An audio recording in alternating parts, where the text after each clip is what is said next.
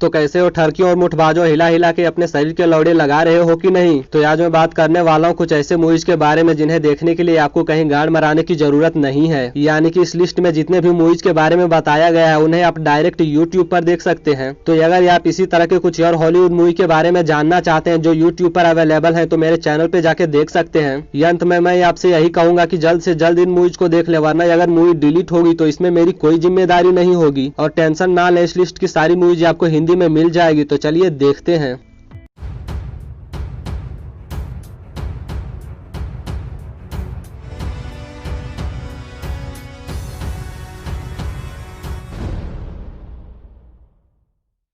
Black सी ये साल 2014 में आई एक सबमरीन डिजास्टर मूवी थी। मूवी की कहानी ढेर सारे सोने की है जो वर्ल्ड वार 2 के दौरान समुद्र में डूब जाते हैं। लेकिन दुख की बात यह है कि इस सोने के बारे में कई देशों को पता है, लेकिन कई विवादों के कारण सोना अभी भी समुद्र की गहराइयों में पड़ा है। तो इस खजाने को हथियाने और बाकी देशों के लौड़े लगाने कुछ लोग समुद्र की गहराई में चले जाते हैं। लेकिन बेंचो ये लोग सोने की लालच में आकर एक दूसरे को मारने लगते हैं और सारी प्लानिंग की मां चोद देते हैं। वैसे मूवी की कहानी ठीक ठाक है, तो अगर आपकी दिलचस्पी सबमरीन के बारे में जानने में है तो इसे देख सकते हैं।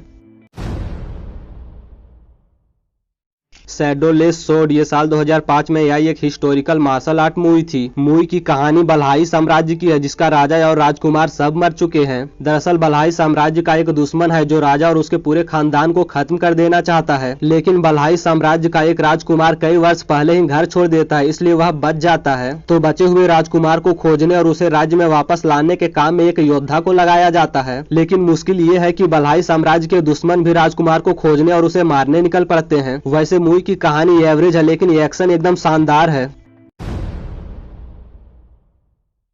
ब्रिज ऑफ स्पाइस ये साल 2015 में आई एक हिस्टोरिकल ड्रामा मूवी थी। मूवी की कहानी कोल्ड वार के समय की है जब अमेरिका और रशिया के बीच तनाव था और दोनों देश एक दूसरे की जासूसी करने में लगे रहते थे। तो इस मूवी की कहानी भी एक बूढ़े आदमी की है जिसे गिरफ्तार कर लिया जाता है और उस पर आरोप लगाया जाता है कि वह एक रशियन जासूस है। तो जैसा कि नियम है कि कोई भी आदमी कितना भी बड़ा गुनहगार क्यों ना हो, उसे अपना पक्ष रखने के लिए एक वकील दिया जाता है। तो यहाँ भी रशियन जासूस का केस लड़ने का काम एक अमेरिकन वकील को दिया जाता है। लेकिन ये अमेरिकन वकील केस का रुख ही बदल देता और केस को एक नए अंजाम तक पहुंचा देता है। तो अगर आप कोल्ड वार की हिस्ट्री में दिलचस्पी रखते हैं तो इसे जरूर देखें। लव रोजी ये साल 2014 में आई एक रोमांटिक कॉमेडी मूवी थी करते हैं, लेकिन इन दोनों के माइंड में ये बकचोदी चलती है कि ये कभी भी बॉयफ्रेंड गर्लफ्रेंड नहीं बनेंगे और ना ही एक दूसरे के साथ घपाघप करेंगे। तो इन सारी बकचोदियों के बाद शुरू होता है ठुकाई है।